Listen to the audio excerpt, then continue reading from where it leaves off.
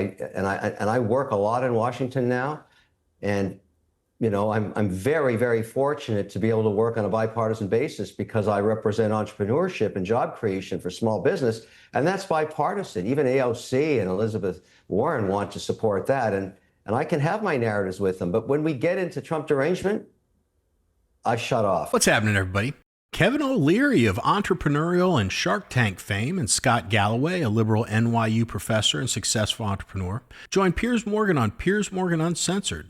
As you'd expect with two business heavyweights like Kevin O'Leary and Scott Galloway, the debate focused on all things fiscal: Trump's tax cuts, the national debt, Doge's budget cuts, and the broader economic outlook both in the U.S. and globally. It was a rare, good faith conversation between two smart, successful men discussing real-world economics.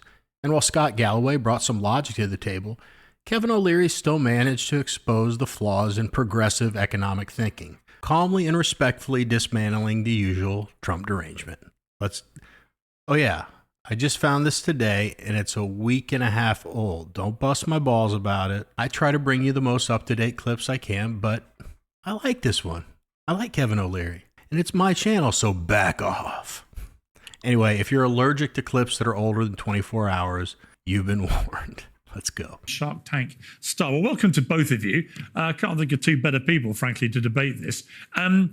First of all, Kevin, I don't know where you were when that post from Elon dropped yesterday, but it was a bit of a jaw dropper.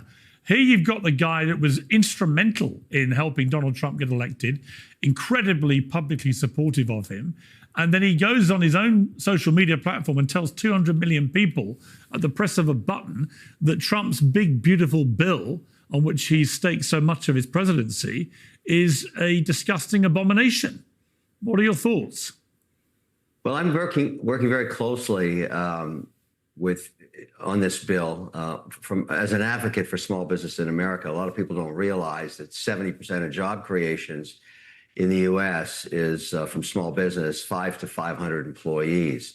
So we care a lot about this bill. There's a lot of things that we need in here, particularly on the tax side of things. But there's a lot in this bill that we don't like. And so I'm an advocate for their voices, and I'm going to senators and talking to them about what's the problem here. But what happened when that bomb dropped, and I think you've given it a good analogy, it was a bomb. It set off a narrative that Ron Johnson has carried forward in the last couple of hours as well. He just put out a chart, and he's not a lightweight. He's one of the votes that they may not get in the Senate if he's not made whole, so to speak. He's pointing out something very simple. This chart's very simple. It simply says pre-pandemic deficits were sub 1 trillion, regardless of administration. And all of a sudden, post-pandemic, they're all over 2 trillion. And that's not sustainable. And it's a good question. There's no question about it. That is a good question. Why is that the case? Now, he may have to get an answer because that's exactly why Elon dropped that bomb. He wants an answer to that question too. And so they're putting a lot of pressure on lawmakers here to go find a way to get this closer to a break-even budget, not a $2 trillion deficit in perpetuity, which is not sustainable. Now, having said all that, I need this bill to pass in terms of all the businesses I've invested in, so I'm pro-bill. But I think we're going to have to deal with Ron Johnson's and Elon's question one way or another.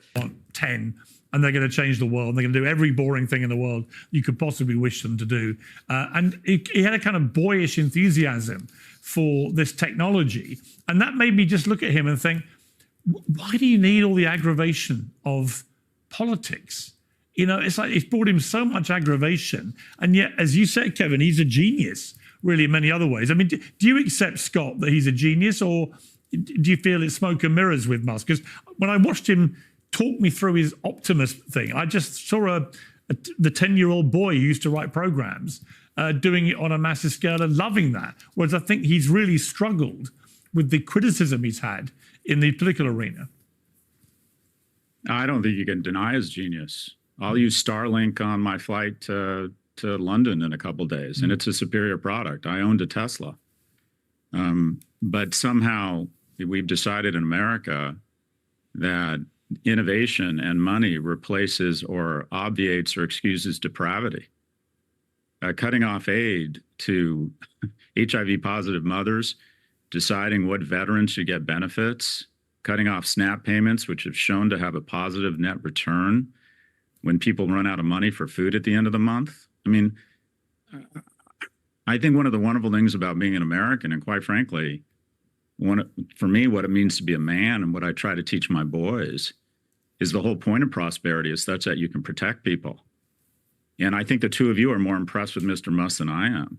I think if somebody is making Nazi salutes, if somebody is being sued concurrently by two women for sole custody of their child because that person has not spent any time with that child, when someone is so severely addicted to drugs they can't get their shit together to show up to the White House without looking exceptionally high, I don't think that's the right role model for young men. So what I would ask to all of us is look at what money has done to us.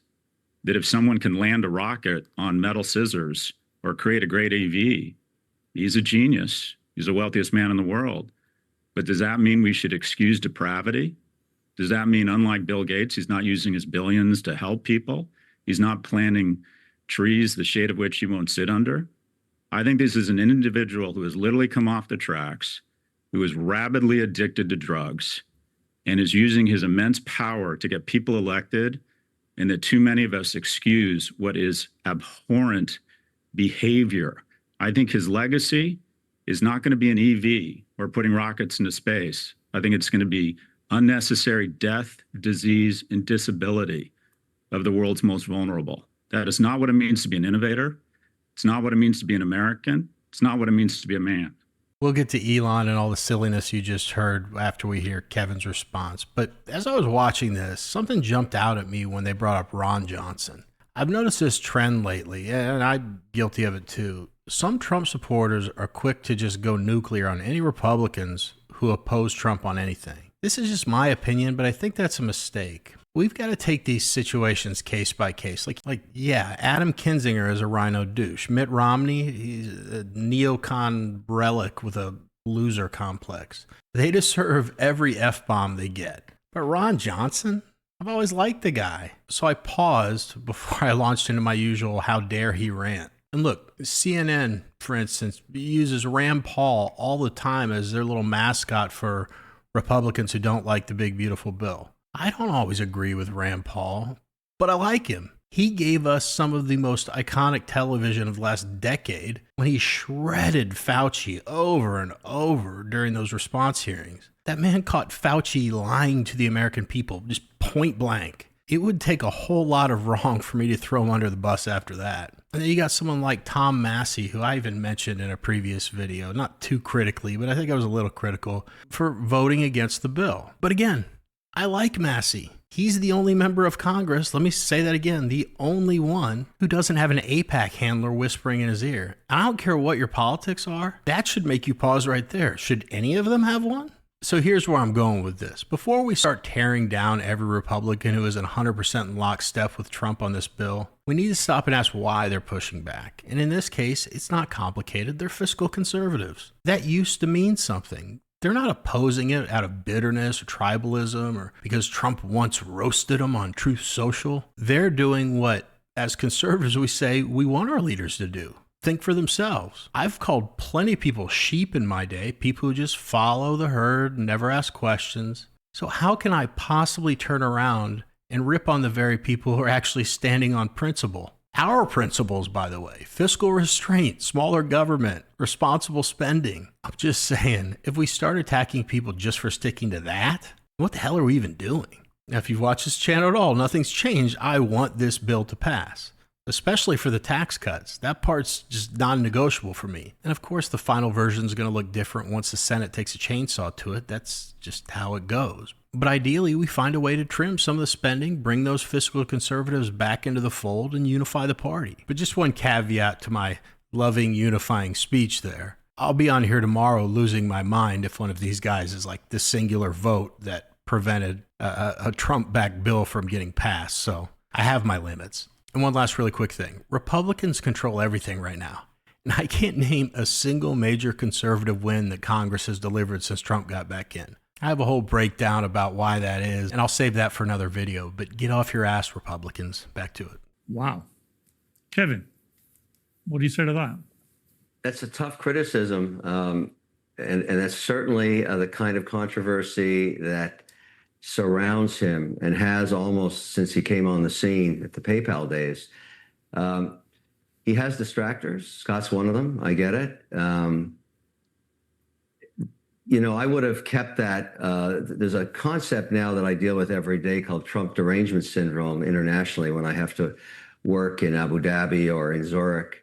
And I get into a meeting and they want to go into a diatribe about Trump. And I say, this is a useless use of time.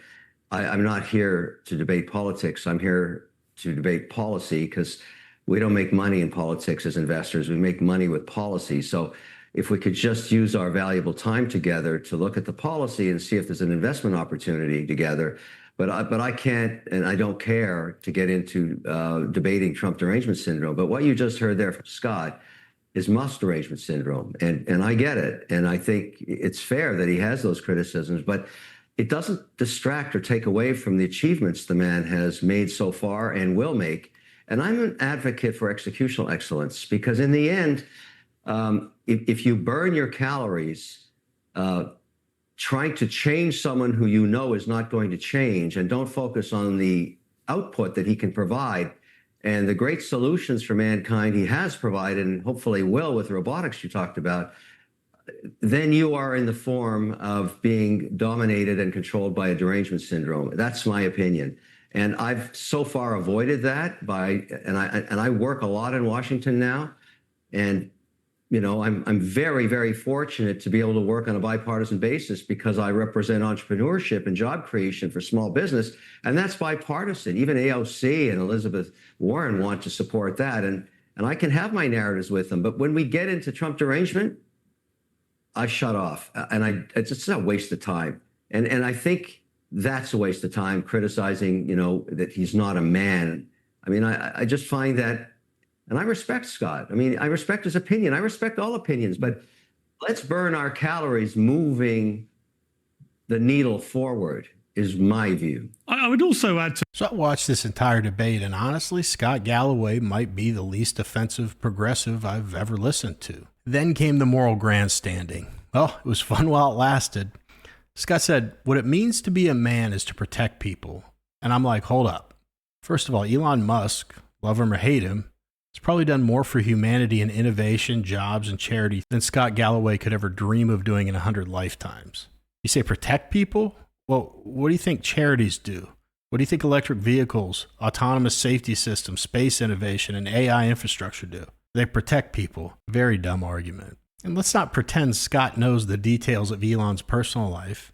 He parroted the claim that Musk is a drug addict because he openly acknowledged using ketamine, which, by the way, is becoming widely accepted for treating clinical depression. And no, I'm not endorsing absentee fathers or drug use on the job, but that's not what this is. What this is someone grasping for anything to tear Musk down. And Scott, maybe take a good long look at the party you support. The one that refuses to prosecute drug crimes as manufactured the epidemic of fatherless homes in this country. That party. Now you want to tell Elon Musk how to live his life? I guess since we're talking about it, let's not pretend Elon wasn't targeted. Some of those so-called paternity scandals, public records show women went after him for a baby and a payday. It's not gossip. Those are just the facts. I understand why some people struggle with Donald Trump's personal life. I really do. And this might surprise you, but I don't know how God works. I believe that Trump identifies as a Christian, but I don't know his heart. I don't know if he's truly accepted Jesus Christ as his Lord and Savior. What I do know is this: when Trump delivers a Christmas or Easter message, it's not just some hollow, have a safe holiday with friends and family line. It's a full-throated acknowledgement of Jesus' birth, crucifixion, resurrection, and the values that this country was founded on. That's powerful. And I'm sure someone wrote that for him, but his words moved me, and the way he delivered them moved me. And in those moments, there's no doubt in my mind, Donald Trump was sent to unify this country. And after what happened in Pennsylvania, I believe he's got God's protection. So coming full circle, I believe God has a purpose for Elon Musk too. And whatever that purpose is, thus far, the good that's come from it far outweighs the bad. Like I said, I don't know the mechanics of how God operates, but I do know I've seen him work through broken people. So Scott Galloway, are you suggesting you do a better job than God himself of picking his messengers? You think you should get final say on who's worthy to be used for a greater purpose? Good luck with that. We can waste our time demonizing the messengers, or we can do something way more productive. Embrace the message. I'll choose the latter every time. But what did you guys think about Kevin O'Leary's appearance on Piers Morgan Uncensored? And I know how I do it, but how do you square the spending of the big, beautiful bill with all the other great things that are in it? Or can you not square it? Are you upset one way or the other? Let me know in the comments. Anyway, that's it for this video. We currently have a channel goal of 20,000 subs by the end of June, so anything you could do to support the channel, I'd really appreciate it. This is long overdue, but I want to give a shout out to another conservative political YouTuber. Sean Daniel has a conservative political commentary channel called It's Sean Daniel. I think he's got like 300,000 subs, so I'd imagine some of you know who he is. Anyway, he and I had a video call last week, and it was just awesome. He's a really, really good guy, and I just want to thank him for taking the time to speak with me. It was a great opportunity to pick his brain and talk to someone else that's been in this space who's very successful. If you haven't checked out his channel before, show him some love. Otherwise, as always, thank you for taking a couple minutes out of your day to watch my video. I really, really appreciate it. Never forget Jesus loves you. See you guys.